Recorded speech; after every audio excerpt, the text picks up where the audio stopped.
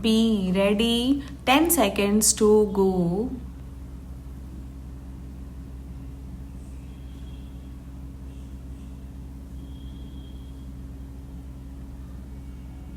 Start. I have ventured with your permission, sir, to take part in this initial debate on the draft constitution, but it is not my intention to deal with any particular part of it, either in commendation or in criticism, because a great deal of that kind has already been said and will no doubt be said, but in view of that, perhaps I could make some useful contribution to this debate by drawing attention to certain fundamental factors again.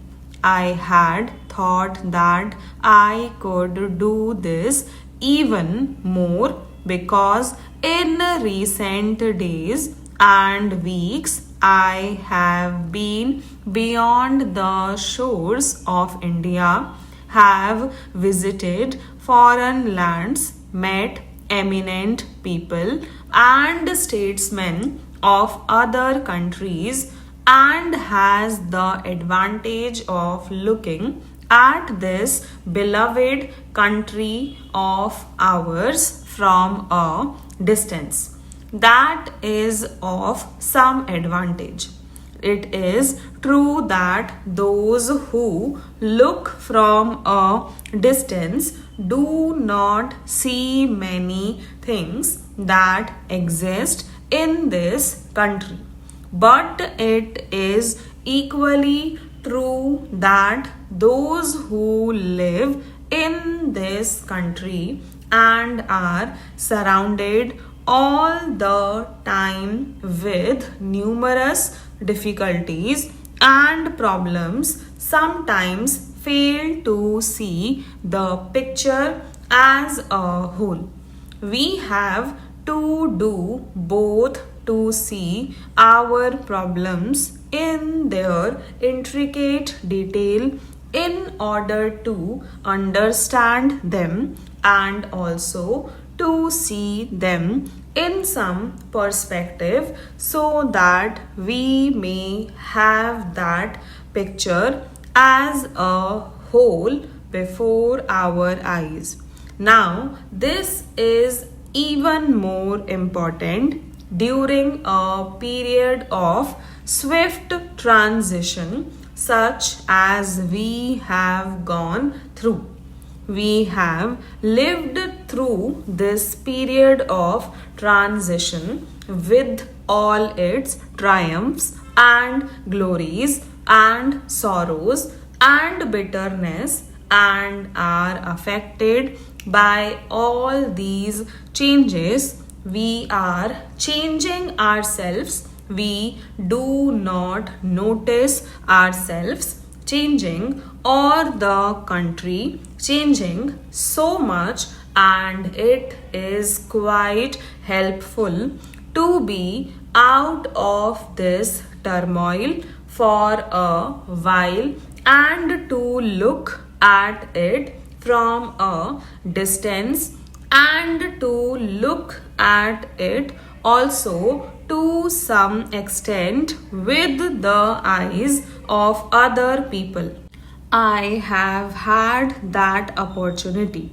I am glad of that opportunity because for the moment I was rid of the tremendous burden and responsibility which all of us carry, and which some of us who have to shoulder the burden of government have perhaps to carry more.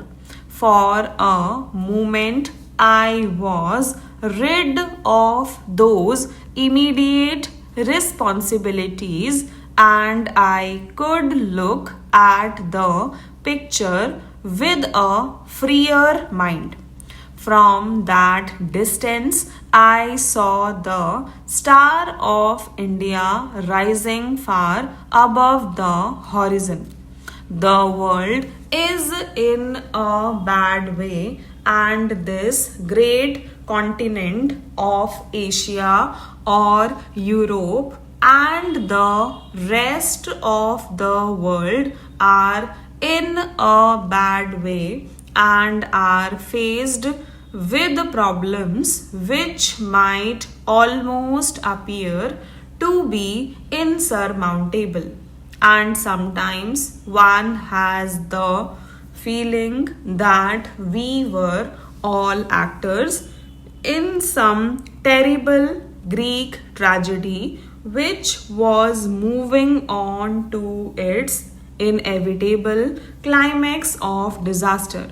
Yet, when I looked at this picture again from afar and from here, I had a feeling of hope and optimism, not merely because of India but also because of other things. I saw that the tragedy which seemed inevitable was not necessarily inevitable, that there were many other forces at work, that there were innumerable men and women of goodwill in the world who wanted to avoid this disaster and tragedy, and there was certainly a possibility that they would succeed in avoiding it. But to come back to India, we have ever since I moved this resolution before the House passed through stage transitions and changes. We function here far more independently than we did at that time.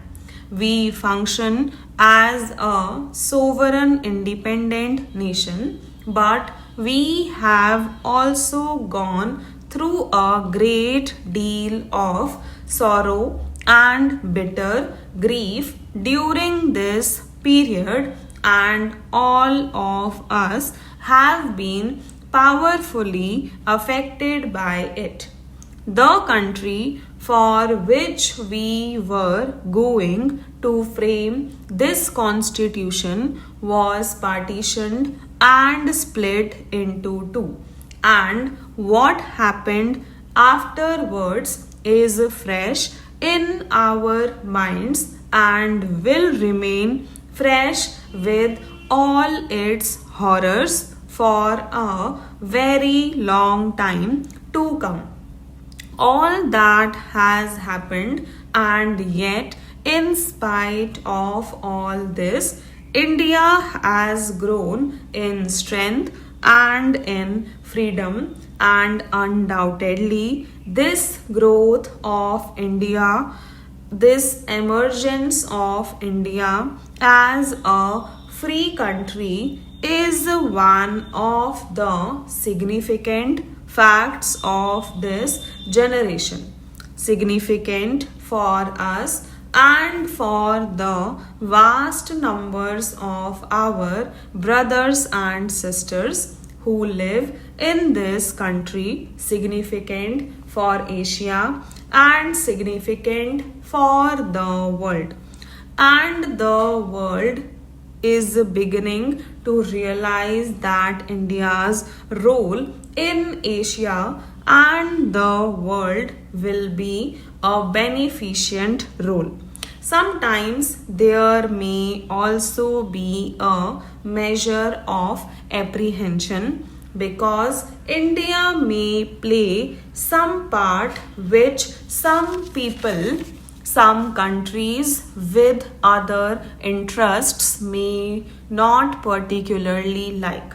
all that is happening, but the main thing is this very significant factor that India, after being dominated for a long period, has emerged as a free, sovereign, democratic, independent country, and that is a fact which changes and is changing history.